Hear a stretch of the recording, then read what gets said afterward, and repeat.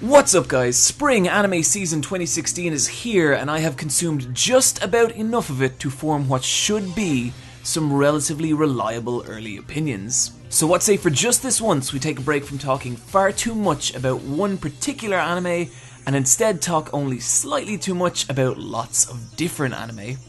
Let's kick things off on a positive note with Studio Trigger's Space Patrol Luluco.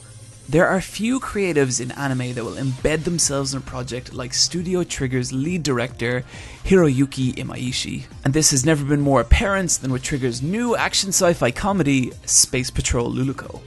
Currently, Imaishi is the original creator, director, storyboard artist, key animator, and series composition lead on Luluco, and boy does it show. The style of Luluco is beautiful, mixing some seriously cute-ass character designs with some wild and crazy action. The 8-minute runtime doesn't leave a whole lot for character development or plot, but if you're going to come to Luluco, it's going to be for the irreverent humour and delightful visuals. If you're looking for something with the same production value as, say, Kill la Kill or Gurren Lagann, you will probably be disappointed here. Luluco is on a much smaller scale than Trigger and Gainax's previous work, but that's not to say it's missing any of the style or flair the studio is so famous for. Even if you're not the biggest Imaishi fan, I still think you should check this one out, which is a lot more than I can say for Cerberus. The most honest review I can give here is that I completely forgot what anime this was a mere 2 days after watching it, which could say more about me and a particularly cruel case of early onset dementia, but I suspect it has more to do with the lackluster characters, bland fantasy setting, and complete lack of any original thought or heart, moving swiftly along. Reesie Row seems to be the show this season that has everyone talking, and with good reason. The show combines some well-crafted visuals with an intriguing time travel narrative. Things start off about as standard as they get. A boy is transported to a fantasy world, yada yada yada, but where things get interesting is upon the discovery that when the boy dies, he's actually sent back in time a couple of hours and can use his newly gained knowledge to hopefully avoid his original fate. It's a fun setup. Death-activated time travel is an interesting concept, and I'm actually surprised I've never come across something like this before, especially considering this is pretty much exactly how death works when you die in a video game. However, while I really enjoy the time travelling gimmick, I would feel a need to point out that it is just that. It's a gimmick. And outside the admittedly well-handled time shenanigans, nothing about the story or characters has really grabbed me at this point. It would be great to see the time travel tie into the world or plot in a more meaningful way, because right now I feel the show is in need of that crucial narrative subtext, as both the plot and people within it feel a little surface level. Which I'm hoping changes, because from what I've seen, there's some real potential here. The Lost Village. Man oh man do I love anything creepy and cult related, which is why I was so pumped for The Lost Village, telling the story of a massive 30 characters and their experience in leaving society to form what seems like their own creepy cult. Unfortunately, the strength of this show stops at the premise. Handling 30 characters isn't necessarily impossible, but it is highly difficult, and a task that Lost Village's weak script and near non-existent characterization simply cannot handle. The only character I found in any way likeable or interesting was Lion, and honestly that's 90% because of this cool ass little lion hoodie she wears. But unfortunately, when you have a cast of 30 characters and the most memorable thing about them is a piece of goddamn clothing, you've got yourself some problems. Not helping matters is the utterly mundane character designs. Series like Danganronpa can get away with large cast due to the character designs all being distinct and stylized around a core concept, and use clever colour work and highly varied silhouettes to keep the members of its 15 plus cast memorable. Lost Village's cast, on the other hand, feels like an anime comprised nearly entirely of background characters from other anime. If you're desperate for some creepy cult action, then I'd highly recommend the Higurashi visual novels or anime over this, and if you want to go all the way, then why not check out the PS2 Silent Hill games. But for now at least, The Lost Village is one cult I would recommend staying away from. And you know what, maybe while we're at it, maybe just stay away from cults in general. Joker Game. Joker Game takes place in 1937 pre-World War II Japan. The show focuses on a shadowy agency of elite Japanese spies and the web of intrigue that forms between them. The major selling point here is the titular Joker Game itself. Essentially, it's a name given to the game of deception and betrayal that occurs between spies. cleverly explained through a rigged game of poker in episode 1 before being repeated later in that same episode in a far more sinister and high-stakes situation. To me, Joker Game evokes a lot of the best non-battle battle series, such as Bakuman, Death Note, or Kaiji Ultimate Survivor. These are the types of series where wars are waged and battles are fought without ever a single punch being thrown or shot being fired.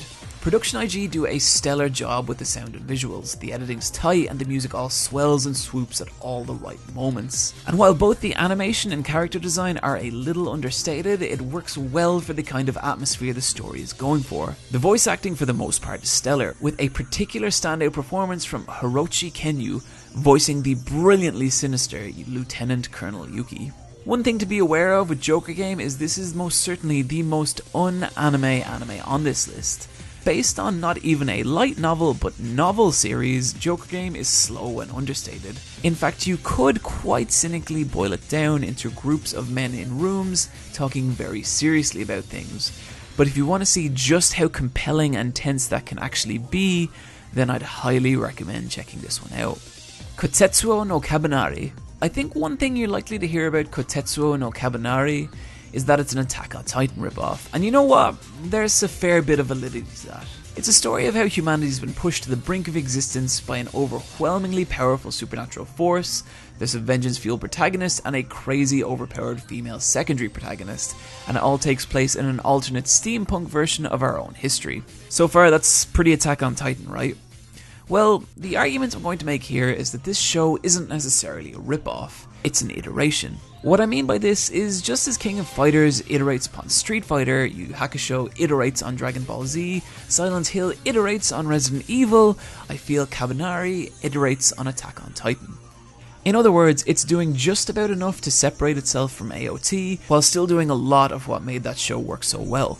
I'm really digging the samurai steampunk aesthetic, and the show is doing a good job of establishing the desperation faced by humanity in lots of clever little ways. The 3D visuals will be about as divisive as 3D visuals usually are, but they're well handled enough that they never really took me out of the moment in the same way last season's Bubukuri did. And the characters, while not being amazing, have been reasonably well established. The one standout here being Mumi, the half-zombie, half-human killing machine. Maybe it's just my affinity for kick-ass anime girls here, but in a world of death and misery, she is comically unaffected, and the occasional serious line from her seems to imply that she has a lot more going on than her cute design suggests. Do the first few episodes hit as hard as Attack on Titans? No, they don't. Does that mean you shouldn't check this out? No, you absolutely should. Events taking place as early as episode 2 suggest that this show is going to be moving in its own distinct direction. And if you are one of the many who's desperate for that increasingly mythical seeming second season of Attack on Titan, then this may just be what you're looking for. Boku no Hero Academia. Okay, this brings us to probably the trickiest part of this entire video. I'm going to preface this and say that a lot of people seem really into Boku no Hero Academia, but for whatever reason the show has just not hit home with me, which seems crazy because on the surface it totally should. Underpowered hero? Check. Diverse and interesting cast of characters? Check. OP mentor with a heart of gold? Check. From the outset, there is a lot to like about Bones' adaptation of Hero Academy, and the first few episodes do a good job of establishing the world and conveying the plot of a young boy born without superpowers in a universe where nearly everyone else is. The character designs are cute and the show has a fun feel to it. Despite all this though, I found myself struggling to enjoy the show as a whole. While I think the premise is fantastic, the production and more importantly direction of the show felt a little lacking in places. To me, Hero Academy feels like a very standard treatment of a relatively decent manga, usually a problem remedied by a talented and experienced director, which is why I was unsurprised when I discovered that the director was the relatively inexperienced Kenji Nagasaki, having only 2 other directorial credits to his name, which were the underwhelming Classroom Crisis and the slightly better received Number 6. Getting into why exactly a good director is important and what they specifically do on a show is a much bigger conversation than we have time for here. But essentially, they're the person who takes all the disparate elements of an animated production and ties them together, and this is something I just can't help feel is lacking with Hero Academia. There's some weirdly off-model shots, and despite some truly impressive animation, the action scenes never really flow together in a cohesive whole the way a tight edit and skillful storyboard should allow. Apart from this, I just didn't see anything here that I haven't seen done better in other top-tier shonen anime. But honestly, my guess is I'm just too jaded from years and years of shonen to really enjoy this show's simple pleasures. But I seem to be in the vast minority there. So by all means, check this show out. You'll probably have a good time.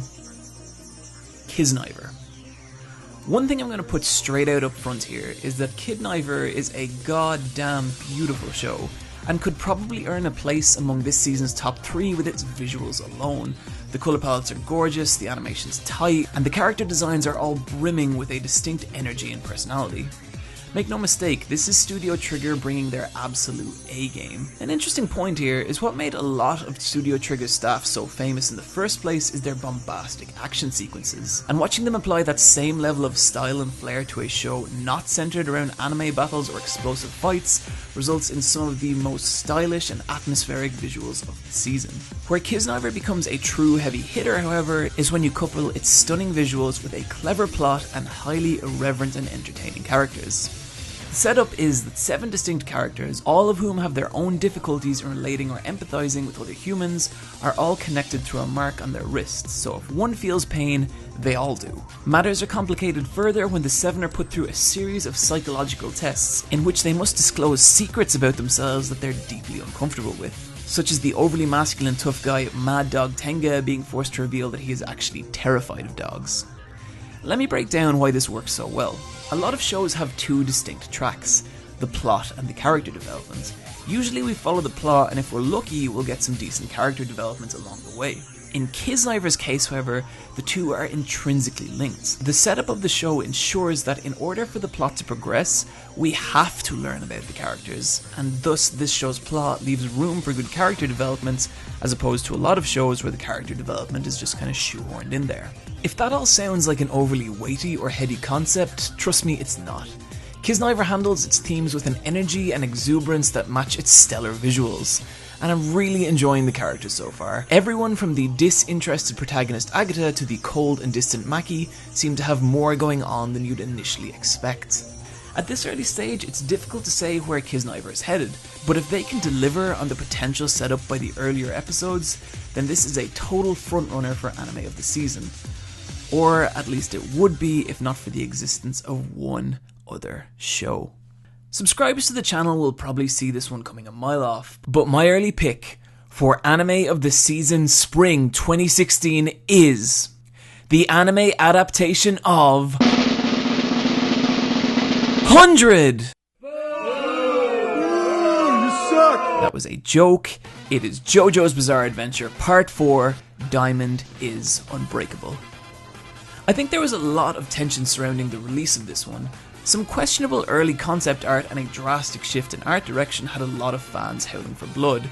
It seemed like David Pro was finally going to drop the ball on this series, and with Part 4 of all parts, which is considered by many, myself included, the overall best arc in JoJo's. It's with great pleasure then that I can report that these concerns were ill-founded. Every part of the Diamond is Unbreakable anime crackles with a love and respect to its source material, while also completely taking advantage of animation as a medium in a way that, say, Boku no Hero Academia simply does not. Now there is a lot to say about Part 4, but for the purpose of this video I'm going to be sticking mainly to talking about the adaptation. But perhaps I'll talk a little more about Part 4 in a future video. First of all, I absolutely love the new art direction, and in particular with how the show represents the town of Moria. The beauty of Moria is the same as Part 4 itself. It's at the same time both a fun and exciting place to be, as well as having an extremely dark and sinister undertone, which I think is perfectly captured by the background art. The idyllic suburban environments being infused with a sinister and otherworldly quality by the outlandish colour design. This is also the first non-Satoshi Kon anime that has me sitting up in my seat and shouting, "Holy shit, look at that editing." Scenes constantly glide from one another in all manner of surreal and bizarre transitions. And this isn't just for shits and giggles. Editing like this drastically changes the effect a cut has on us on a subliminal level. It both keeps you in the moment as well as doing a lot to add to the already surreal and wild tone the show has. and when combined with the unique and striking visual aesthetic of the rest of the Part 4 anime, creates an atmosphere simply unlike anything else. The characters have all been rendered in a softer, simpler style that does seem to have irked some people. But the way I see it is that Part 4 in JoJo's marks the shift in Araki's style as a whole. It's when Araki began to move away from the hulking He-Men of Parts 1 to 3 and gave his characters more effeminate and softer features. And personally, I feel the visual treatment of the Part 4 adaptation perfectly reflects that. Yeah, look, I'm not crazy about Jotaro's new outfit, but I don't think it's as drastic a shift as a lot of people seem to think. It's actually not a redesign of his iconic Part 4 outfit seen here, but actually a redesign of this one, which he wore very early on in the Part 4 manga. Which, with some mild colour editing, you can see how they got to this. If after all this you're still one of the people who feel like social justice warriors have ruined your JoJos, then all I can say is God help you when we get to Part 5. Outside of that, the only knock I'd have against the show would be the opening.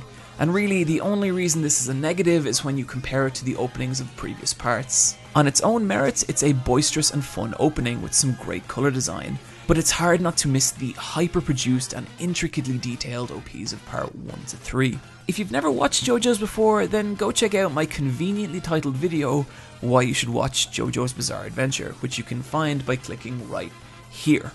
But honestly, the stories are for the most part self-contained, so there's nothing really stopping you from diving right in at this point. All you really need to know here is that it's about a bunch of lovable punk teenagers, there are serial killers, everyone fights with magic punching ghosts, this guy is the coolest fucker on the planet, and the series as a whole comes with my highest recommendation. Friends, that's going to do it for my Spring 2016 recommendations. If you're limited on time, then I would certainly do everything you can to check out JoJo's Part 4, Kiznaiver and Joker Game.